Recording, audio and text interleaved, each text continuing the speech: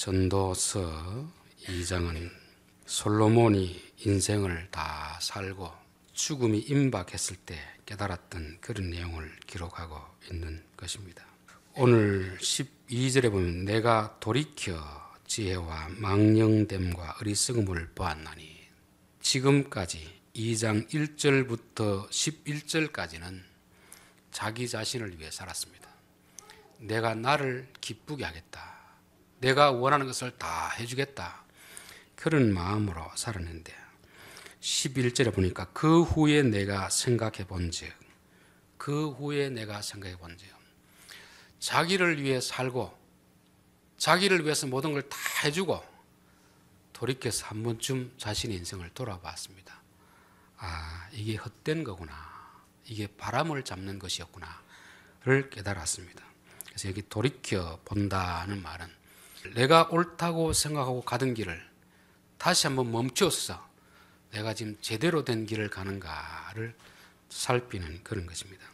사람마다 인생에 전환점이 있습니다. 자기가 옳다고 하는 말을 추구하는 삶을 살다가 이것이 과연 진짜 옳은 것인가, 어떤 사건을 직면하고 특별히 실패에 직면하고 나서 다시 한번 돌아볼 때 내가 옳다고 하는 것이 이게 잘못된 것이구나 깨닫는 그런 시점이 있습니다.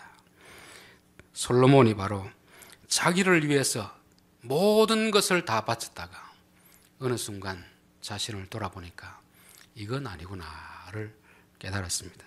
그래서 저는 우리들에게도 이런 인생의 전환점이 반드시 필요하다 그렇게 믿습니다. 1절부터 11절까지의 삶은 오로지 자기 자신을 위한 삶이었습니다. 어떻게 하면 내가 내 인생을 멋있게, 나를 즐겁게 하며 살 것인가, 그렇게 살아오다가 어느 날 갑자기 이거는 아니다, 내가 나를 위해 사는 건 아니다, 그 다음부터 왕으로서 어떻게 해야 될 것인가, 백성들에게 내가 어떻게 해야 될 것인가를 생각하는 그런 시점이 바로 인생의 전환점이 되는 줄 믿습니다. 저는 우리 사람들도 어린아이일 때는 늘 자기중심적입니다. 자기중심적. 어떻게 하면 내게 유익이 될까, 내가 기쁜 일을 할까, 그런 삶을 살지만 어른이 되면 그때부터 이제 기준이 자기 자신이 아닙니다. 어떻게 하면 내 자녀를 위해서, 내 가정을 위해서, 교회를 위해서 내가 살아갈 것인가, 이 인생의 터닝 포인트, 이 지점을 맞이해야 된다 믿습니다. 오늘날 세상에서 가르치는 가르침은 오로지 자기 자신을 위해서 살라는 것입니다. 왜 네가 가정을 위해서 희생하느냐, 너 자신을 위해 살아야지, 그렇게 주장하는데 솔로몬이 자기 자신을 위해서 모든 것을 다 해봤지만 죽음 앞에서 이게 헛된 것이었구나, 잘못된 것을 깨닫는 것입니다. 그래서 저는 오늘날 세상에서 우리에게, 젊은이들에게 던지는 그 많은 가르침들이 달콤하게 느껴지지만 사실은 우리가 어느 시점에 가서 이게 바람을 잡는 것이었구나, 헛된 것이었구나, 내가 나만을 위해 사는 삶이 아니라 가정을 위해 살고 자녀를 위해 살고 이웃을 위해 사는 삶으로 이 전환점이 반드시 이루어져야 된다 그렇게 믿습니다. 그렇지 않으면 우리는 항상 나이가 들어도 어린아이의 삶을 살아갈 수밖에 없습니다.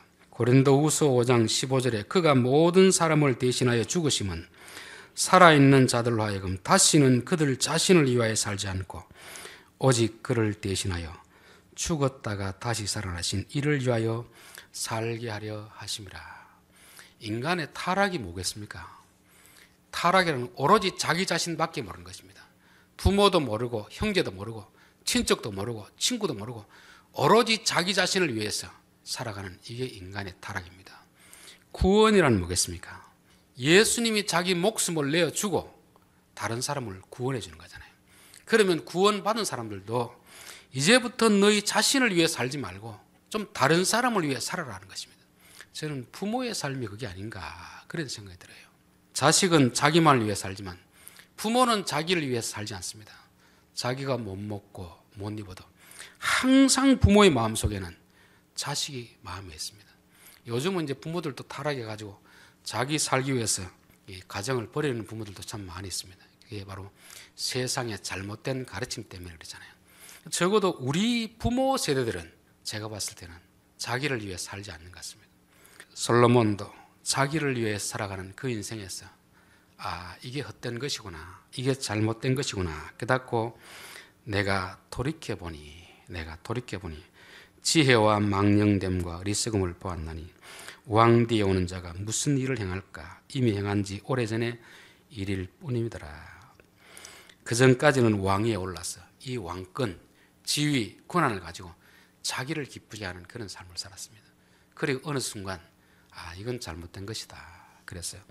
왕으로서 이제 어떻게 하면 백성들을 기쁘게 할 것인가, 백성들을 평안하게 해줄 것인가, 거기를 관심을 가지고 역대 왕들의 쭉 것을 연구를 해봤습니다. 이 왕은 이런 점이 잘했구나, 이 왕은 저런 점이 잘했구나, 어떤 왕은 이런 것이 잘못했구나. 이것은 망령됨이라는 것은 미친 짓입니다.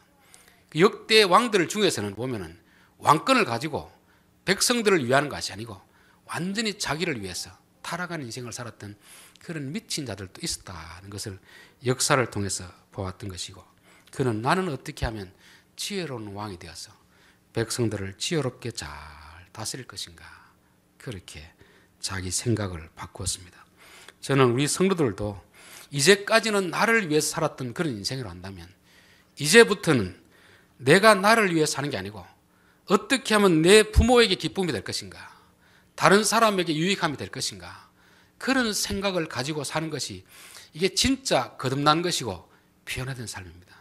솔로몬이 내가 생각해 본즉 나를 위해 살아온 삶은 다 헛된 바람을 잡는 것이었고 아무런 유익이 없는 그런 삶이었는데, 이제부터는 나의 위치에서 왕이 되었으면 왕의 권한을 가지고 어떻게 하면 백성들을 기쁘게 할 것인가, 백성들을 편안하게 살게 할 것인가, 자식이 되었으면 어떻게 하면 부모님을 기쁘게 할 것인가, 내가 부모님께 받은 은혜를 좀 보답할 것인가, 이 마음을 가지고 사는 것이 가장 바람직한 삶이라 그랬습니다. 그런데 이는 그런 마음을 가지고 자기 나름대로는 지혜롭게 살았는데 되돌아보니까 자기 역시 자기가 욕하던 그 왕들을 그대로 따라가고 있다는 것을 자기도 깨닫게 되는 것입니다. 2장 12절을 공동 번역으로 보니까 이렇게 되어 있습니다. 왕위에 오르는 사람이래야 선왕들이 이미 한 말 일밖에 더 무슨 할 일이 있겠는가. 그래서 나는 지혜롭게 사는 것이 어떤 것이며 어리석게 사는 것이 어떤 것인지 알려고 연구했다, 그런 것입니다. 솔로몬은 자기 자신을 위한 삶에서 어떻게 하면 백성들을 위해서 살 것인가, 내 앞에 왕들은 어떻게 다스렸는가 보니까 지혜로운 왕도 있었고 어리석은 왕도 있었고 또 미친 짓을 한 그런 사람도 있었다는 것입니다. 그래서 나는 저런 사람처럼 되지 말아야지, 저런 어리석은 왕은 되지 말아야지, 그렇게 지혜롭게 살려고 발버둥을 쳤었습니다. 13절 내가 보니 지혜가 우매보다 뛰어남이 빛이 어둠보다 뛰어남 같도다. 지혜자는 그의 눈이 항상 머릿속에 있고 우매자는 어둠 속에 다니진다 되었습니다. 지혜자는 항상 앞을 내다보고 살아가는데 우매자는 어리석음, 그 어리석음이 바로 어둠 가운데 살아가는 거죠. 무엇을 해야 백성들이 좋아하는지, 무엇을 해야 부모님이 좋아하는지 이걸 모르고 살아가는 것입니다. 그런데 지혜자는 앞을 내다보면서 살아가게 되는 것입니다. 그렇지만 그들 모두가 당하는 일이 모두 같으리라는 것을 나도 깨달아 알았도다. 두 번째 깨달음이 바로 이것입니다. 열심히 자기 나름대로는 지혜롭게 했는데 막상 죽음 앞에서 보니까 지혜로운 왕이나 어리석은 왕이나 다 똑같은 길을 가더라는 것입니다. 죽음 앞에서는 모든 사람들이 평등해지는 것입니다. 솔로몬은 자기가 좀 지혜롭게 잘하기 위해서 열심히 백성들을 위해서 나라를 다스렸습니다. 오늘 우리로 말하면 여러 형제가 있는 중에서 내가 부모님께 효도해야지. 근데 사람이 부모님께 효도하면 반드시 어떤 마음이 들겠습니까? 표만한 생각이 들잖아요. 그리고 그렇게 하지 않는 다른 형제를 볼 때 조금 정죄하는 마음이 생기는 것입니다.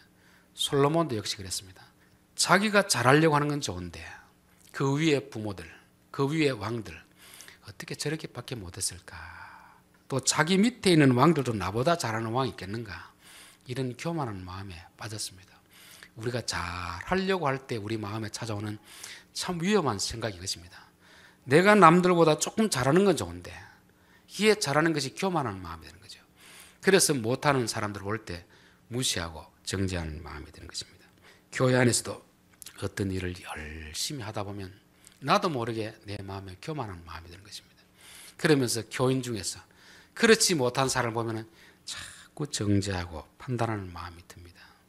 이게 잘할 때 우리에게 찾아오는 위험함입니다. 그러나 그가 또 깨달은 게 뭡니까? 지혜로운 자나 어리석은 자나 죽음 앞에서 보니까 똑같더라는 것입니다. 50보 100보인 거죠. 우리가 잘할 때는 못하는 사람과 아주 큰 차이가 있는 것 같은데 죽음 앞에서 보니까 별 차이가 나지 않더라는 것입니다. 저는 비행기를 처음 타고 느끼는 감정이 그였습니다. 높이 올라가니까 이 집들이 다 조그마한 전무로밖에 안 보이더라고요. 땅에 있을 때는 화려한 집, 초가집, 몇 층 빌딩 이런 게 구분이 되었는데 위에 올라가서 보니까 다 점으로밖에 안 보여요. 하나님이 우리를 볼 때 어떻게 했습니까? 잘하는 자나 못하는 자나 똑같이 보는데 우리는 내가 조금 잘하면 교만하게 되고 못하는 사람을 볼 때 정죄하고 판단하게 되는 것입니다. 저는 우리가 잘해야 되지만 더 중요한 것은 잘 못하는 사람을 볼 때 무시하거나 판단하거나 정죄하는 그런 죄를 저지르지 않았으면 좋겠습니다. 내가 잘해야 되지만 잘 못하는 사람도 하나님 보시기에는 역시 동일한 그런 사람들이다. 이런 부모의 입장에 봤을 때 그렇지 않겠습니까? 여러 자녀들이 있을 때 그중에 특별히 잘하는 자녀들이 있습니다. 특별히 속을 썩이는 자녀들이 있습니다. 그렇다고 해서 잘하는 자녀가 잘 못하는 자녀를 판단하고 욕을 하면 부모 마음은 어떻겠습니까? 아프겠죠. 똑같은 자식인데 부모 마음은 잘 못하는 자식도 마음에 늘 안쓰럽게 여겨지는 것입니다. 그래서 특별히 잘하는 자녀일수록 형제에 대해서 판단하지 않고 교만하지 않고 그도 잘할 수 있는데 내가 조금 잘한 것뿐인데 이렇게 겸손한 마음을 가지는 것이 저는 참 지혜로운 마음이다 그렇게 믿습니다. 16절 지혜자도 우매자와 함께 영원하도록 기억함을 얻지 못하리니 후일에는 모두 다 잊어버린 지 오래일 것임이라. 오라 지혜자의 죽음이 우매자의 죽음과 일반이로다. 솔로몬이 또 하나 깨달은 건 뭐냐면 내가 아무리 지혜롭게 살아도 시간이 지나면 다 잊혀지는 존재구나 하는 것을 깨달았습니다. 우리 속담에 호랑이는 죽어서 가죽을 남기고 사람은 죽어서 이름을 남긴다는 말이잖아요. 오늘날 세상의 가르침들은 우리에게 1등 성공하도록 그렇게 계속 부추깁니다. 물론 열심히 살아서 성공하고 1등하고 사람들에게 박수받고 기억되면 얼마나 좋겠습니까? 그러나 많은 사람들이 다 그렇게 될 수는 없거든요. 사람이 성공하기를 원하고 1등하기를 원하다 보면 그 목표를 향해서 가다 보면 진짜 해야 될 것을 하지 못하는 그런 경우가 참 많이 있습니다. 그런데 그 성공이 얼마나 기억되겠습니까? 시간이 지나고 나면 아무도 기억해 주질 않습니다. 여러분 100년 전에 사람들 이름 기억하는 사람 있습니까? 아무도 없습니다. 한 세대가 지나고 나면 또 다음 세대가 오는 것이고 그러면 우리가 그 당시에는 내가 살 때는 많은 사람들에게 박수를 받고 유명인사가 되었다 할지라도 시간이 지나고 나면 다 잊혀지는 존재가 되는 것입니다. 저는 가끔씩 이제 저희 10대, 20대 때 인기 있었던 가수들, 연예인들을 생각할 때가 있습니다. 야, 그때는 국민 여배우, 국민 가수로서 그 많은 사람들에게 인기가 있었는데요. 지금 그들은 어디서 무엇을 하는지 기억하지 않잖아요. 30년이 지났는데 그때는 온 매스컴 관심을 모았던 사람들이 지금은 도무지 기억하고 있지 않습니다. 그러니까 우리가 유명하기 위해서 성공하기 위해 살아가는 그 삶이 얼마나 헛된 것인가. 그런 헛된 바람을 잡는 삶이 아니고 우리는 늘 하나님을 잘 섬기면서 가족들과 이웃들과 좋은 관계를 맺고 사는 것이 더 지혜롭다는 것입니다. 성경에는 창세기 11장에 바벨탑을 쌓는 사람들이 나오고 아브라함의 이야기가 나옵니다. 바벨탑을 쌓았던 그 지역이나 아브라함이 살았던 그 지역은 동일한 장소입니다. 갈대아 우르라는 곳이었습니다. 많은 사람들은 바벨탑을 쌓아서 자기 이름을 내고 싶었습니다. 그런데 하나님은 아브라함을 불러가지고 너는 내 명령을 듣고 가나안 땅을 가라 했습니다. 너의 이름을 창대하게 해주겠다 했습니다. 아브라함은 그 바벨탑을 쌓는 무리에 속하지 않았습니다. 그리고 하나님 말씀을 따라 순종한 것입니다. 지금 바벨탑을 쌓는 그 주체한 사람이 누구인지 아무도 모릅니다. 아브라함은 어떻습니까? 지금 전 세계 인구의 반 이상의 사람이 아브라함을 존경하고 있습니다. 우리가 인간적으로 개인적으로 유명해지려는 것은 참 어리석은 것입니다. 진짜 유명해지고 싶으면 묵묵히 하나님의 말씀에 순종할 때 하나님께서 그 사람을 유명하게 해주는 거지, 내가 인위적으로 성공해서 유명해진다, 그것은 아무리 유명하게 된들 시간이 지나면 다 잊어버리게 되는 것입니다. 마리아가 향유를 예수님 발 앞에 부었습니다. 그 당시 사람들은 다 욕을 했습니다. 이렇게 비싼 향유를 왜 낭비하느냐, 이거 팔아가 가난한 자들을 주면은 온 매스컴들이 와가지고 기사를 내줄 텐데, 유명해질 텐데, 그렇게 시비를 했을 때 예수님은 가만히 두어라. 너희들이 가난한 자를 돕는 것은 언제든지 할 수 있지만 발에 향유를 부는 것은 이때가 아니면 할 수 없는 일이라. 복음이 전파되는 곳에 이 여자 이름도 기억되리라 했습니다. 그러니까 지금 강단에서 헌신 예배 설교할 때는 항상 나오는 이름이 누굽니까? 마리아 아닙니까? 마리아. 그는 자기 이름이 유명해지기 위해서 그런 행동을 한 게 아닙니다. 그냥 마음에 감동이 오는 대로 하나님, 내가 아깝지만 순종하겠습니다. 순종의 삶을 살았을 때 그 이름이 지금까지 기억되잖아요. 자기가 인위적으로 성공해가지고 남들에게 기억되겠다는 그 이름은 한 세대만 가면 다 잊혀져 버립니다. 그러나 그런 사욕이 아니라 성령의 감동을 따라서 순종한 삶을 살았을 때 하나님은 그 이름이 그야말로 하나님이 기억한 이름이 되게 하실 줄 믿습니다. 17절, 이름으로 내가 사는 것을 미워하였노니 이는 해 아래 사는 일이 내게 괴로움이요 모두 다 헛되어 바람을 잡으려는 것이기 때문이로다. 해 아래서 내가 한 모든 수고를 미워하였노니 이는 내 뒤를 이을 이에게 남겨주게 됨이라. 자, 우리가 흔히 이제 요즘 부자라고 하면 어떤 사람이 부자입니까? 많은 재산을 소유한 사람을 부자라고 하잖아요. 근데 성경은 그것을 부자는 부자인데 어리석은 부자라 하는 것입니다. 내 통장에 아무리 많은 돈이 있든지 그거는 내 돈이 아닙니다. 내가 쓰는 것만이 내 돈이거든요.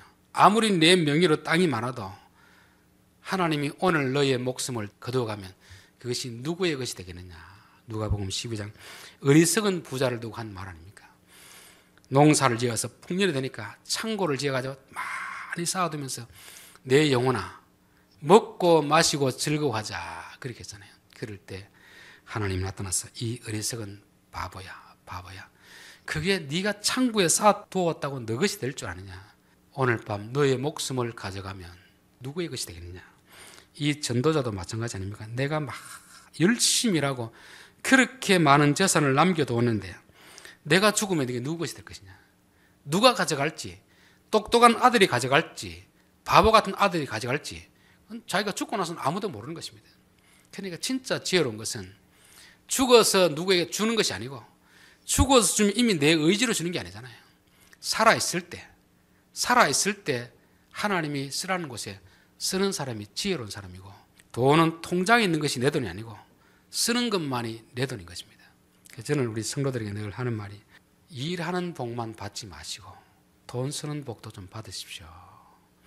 우리 성도들은 열심히 일을 하지만 모아두는 삶을 살지 않기를 바랍니다. 그렇다고 저축하지 말라는 말이 아닙니다. 필요 이상으로 많이 욕심으로 모아두는 것은 그건 자기 것도 아닙니다. 누가 가져갈지도 모르기 때문에 내게 있을 때, 하나님 줄 때 하나님이 기뻐하는 곳에 잘 사용하는 그런 삶이 지혜로운 삶이 되는 줄 믿습니다. 그 사람이 지혜자일지 우매자일지 누가 알리오마는 내가 헤아려서 내 지혜를 다하여 수고한 모든 결과를 그가 다 관리하리니 이것도 헛되다. 내가 벌었으면 내가 필요한 데 써야 되는데 내가 죽고 나면 내가 원하는 대로 부모의 뜻을 따라서 잘 관리할 수도 있고 흥청망청 방탕하게 다 버릴 수도 있습니다.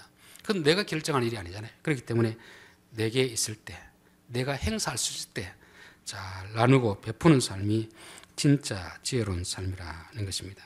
22절부터 보겠습니다. 사람이 해 아래에서 행하는 모든 수고와 마음에 애쓰는 것이 무슨 소득이 있으랴. 일평생에 근심하며 수고하는 것이 슬픔뿐이라. 그의 마음이 밤에도 쉬지 못하나니 이것도 어떠다. 여러분, 돈이 많은 사람이 걱정이 많겠습니까? 적은 사람이 걱정이 많겠습니까? 천석군 천가지 걱정, 만석군 만가지 걱정입니다. 돈이 없으면 당장 내일 먹을 것만 걱정하면 됩니다. 돈이 많으면 어디서 그렇게 얼굴도 안 비치는 사람들이 여기저기서 와가지고 그 돈을 뜯어 먹으려고 얼마나 많이 찾아오는지 모릅니다. 그 일을 다 어떻게 감당하겠습니까? 그래서 저는 제일 중요한 것은 일용할 양식으로 사는 것이 가장 지혜롭겠다는 생각이 들어요. 오히려 필요 이상으로 많이 있으면 여기저기서 자꾸 돈 빌려달라고 하고 이러면 골치 아파집니다. 하나님, 내가 필요한 만큼, 필요 이상 있을 때는 하나님이 또 원하는 대로 우리가 또 베풀 수 있는 그런 마음이 지혜롭다는 것입니다. 그리고 24절, 사람이 먹고 마시며 수고하는 것보다 그의 마음을 더 기쁘게 하는 것이 없나니 내가 이것도 본즉 하나님의 손에서 나오는 것이니라. 이 전도자는 깨닫기를 내가 많이 쌓아놓고 남들에게 성공했다, 부자라 이런 소리 듣기보다는 하루하루 먹고 마시고 일하는 것 자체가 기쁨이 되도록 살아가는 것입니다. 이것이 하나님이 주신 복이라는 것입니다. 한국인들과 그 유럽인들, 서구인들 보면 차이가 그것입니다. 그 사람들은 밥 한 끼 먹을 때 보면 어째 그렇게 천천히 먹는지 몰라요. 우리나라 사람 어떻습니까? 5분, 10분도 안 되고 확 다 먹어버립니다. 먹는 즐거움이 없습니다. 그들은 포도주를 먹을 때 한 모금 혀에 넣어가지고 다 음미하고 먹는데요. 우리나라 한국 사람 술을 제가 봐도 마시는 게 아닙니다. 그냥 퍼넣는 것 같습니다. 완전히 막 들여붓는 거죠. 음식을 먹는 것도 그렇고 술을 먹는 것도 그렇고 먹는 즐거움이 있는데 우리는 그걸 못 누리는 것 같아요. 그래서 저도 뭐 성격이 급해가 밥을 빨리 먹는데 하나 좀 오래 씹고 그 맛을 음미하면서 먹으려고 하는데 이게 습관이 되다 보니 잘 안 됩니다. 성경은 너희들 일하는 것도 중요하지만 먹는 것도 좀 즐겁게 먹어라. 먹는 것도 즐겁게 먹고 일하는 것도 어떻게 하는 겁니까? 일하면서도 좀 즐거움을 누리라. 즐거움을. 일 자체를 목적으로 삼지 말고 일이 내게 즐거움이 되게 하라는 거잖아요. 그러면 내가 돈 벌기 위해서 일하지만 돈 버는 자체가 목적이 아니고 하나님이 내게 맡기신 일이다. 하나님이 오늘도 이 일을 통해서 하나님의 창조의 일을 이루신다. 그 마음을 가지고 일한다면 우리의 일이 스트레스가 안 되고 보람이 되지 않겠습니까? 하나님, 새벽이 되는 것이 내게 설레임이 되게 하옵소서. 오늘 하루 빨리 아침이 밝아와서 오늘도 하나님께서 나를 통해서 무슨 일을 하실까 기대하는 삶이 되게 하옵소서. 그런 마음으로 살아야 되지 않겠습니까? 오늘 현대인들은 일이 너무 힘드니까 해가 뜨는 것이 너무 괴롭다는 사람들이 참 많이 있습니다. 우리에게는 하루하루 생명을 주시는 것이 하나님의 복입니다. 영원히 우리에게 있는 날이 아니잖아요. 하나님이 우리에게 해가 뜨게 했을 때 오늘도 하나님께서 우리를 통해서 일을 하면서 참 보람을 느낀다면 바깥에 청소하고 남들에게 뭐 대접하는 일이라도 이게 그냥 단순한 일이 아니고 하나님의 창조자의 손길에서 산다고 하면은 얼마나 하루하루가 값주고 보람되고 그런 일을 하면서 우리가 마음에 즐거움을 누리겠습니까? 저는 우리 성도들이 매일 일상되는 농사일을 지으면서도 하나님께서 오늘 내게 맡겨주신 이 현장에서 하나님의 창조자의 손길에 쓰임받는 하루가 되게 하옵소서. 그러면서 일을 하면서 뭘 해야 되겠습니까? 찬송도 부르면서 주여 내게 건강 주시고 일할 수 있는 일터를 주시고 또 일할 때 지혜 주시니까 감사합니다. 하루하루가 즐거워야지 지금은 고생하더라도 10년 후에 돈을 모아서 행복하겠다. 그런 바보 같은 짓이 어디 있겠습니까? 오늘 주신 하루하루가 즐겁고 기쁘고 그렇게 살아야 될 줄 믿습니다. 자, 마지막 26절입니다. 하나님은 그가 기뻐하는 자에게는 지혜와 지식과 희락을 주시나 죄인에게는 노고를 주시고 그가 모아 쌓게 하사 하나님을 기쁘시게 하는 자에게 그가 주게 하시지만 이것도 헛되어 바람을 잡는 것이로다. 저는 부모님들이 그런 것 같습니다. 자녀들이 열심히 부모님에게 용돈을 드리잖아요. 그 돈 부모님이 쓰겠습니까? 누구인가 주겠습니까? 누구에게 줍니다. 자식들에게 다 받아가지고 어느 자식에게 줄까? 부모 마음을 가장 기쁘게 한 자들에게 다 주는 것입니다. 하나님이 그렇게 하신다는 겁니다. 어떻게 우리가 하나님을 기쁘시게 할까? 그 사람에게, 죄인에게는 열심히 너는 일만 해라. 그리고 일해가 돈 벌어놓으면 그 돈을 어떻게 합니까? 받아가지고 하나님을 기쁘시게 하는 자들에게 넘겨준다는 것입니다. 여러분, 일하는 복도 있지만 돈 쓰는 복도 있길 바랍니다. 어떤 사람들은 열심히 일하지 않고도 돈을 잘 쓰는 사람이 있습니다. 우리 위에 어른 세대들은 열심히 일만 했지 돈 쓰는 복이 없었어요. 그러니까 지금 있는 우리 성도들은 지금까지 일하는 복을 누려왔지만 이제는 좀 쓰는 복도 누리시길 바라겠습니다. 그 복이 뭐겠습니까? 어떻게 하면 하나님을 기쁘시게 할까?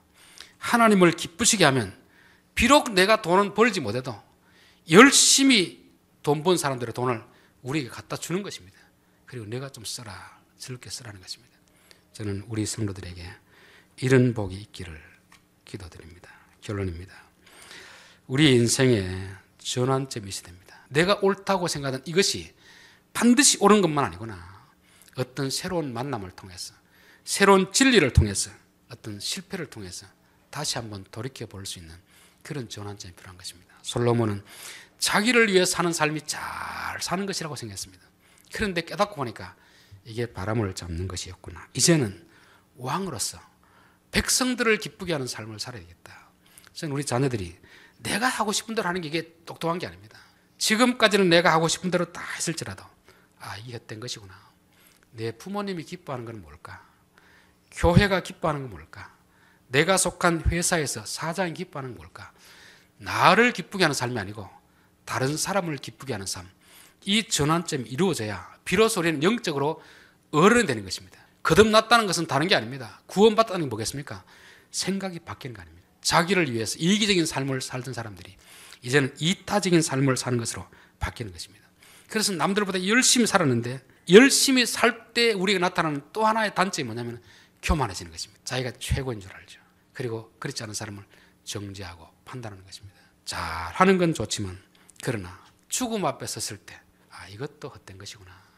하나님 보시기엔 다 똑같은데 내가 왜 이렇게 교만했던가. 우리 흔히 그런 말 있잖아요. 철 들자 죽는다는 말 있잖아요. 그렇죠? 그만큼 철 들기가 어렵다는 것입니다. 그럼 철 들만 하고 살만하니까 죽어버리는데 얼마나 안타깝겠습니까? 전도서 솔로몬은 왜 이런 글을 기록해 놨겠습니까? 내가 죽기 전에 깨달았으니까 너는 죽음 앞에서 깨닫지 말고 이 말씀을 들으면 미리 깨달아가지고 그런 가치 있는 삶을 살 수 있을 것이다. 그걸 가르쳐주잖아요. 그래서 죽기 전에 철들지 마시고 미리 철이 들어가지고 남은 기간을 정말 가치 있고 보람되게 살아가는 그런 삶이 되어야 될 줄 믿습니다. 솔로몬은 지금까지는 자기 이름을 유명하기 위해서 살아왔지만 이것도 헛된 것이다. 우리가 아무리 성공해도 기억해 준 것은 그 순간입니다. 한 세대만 지나도 다 잊어버린 것입니다.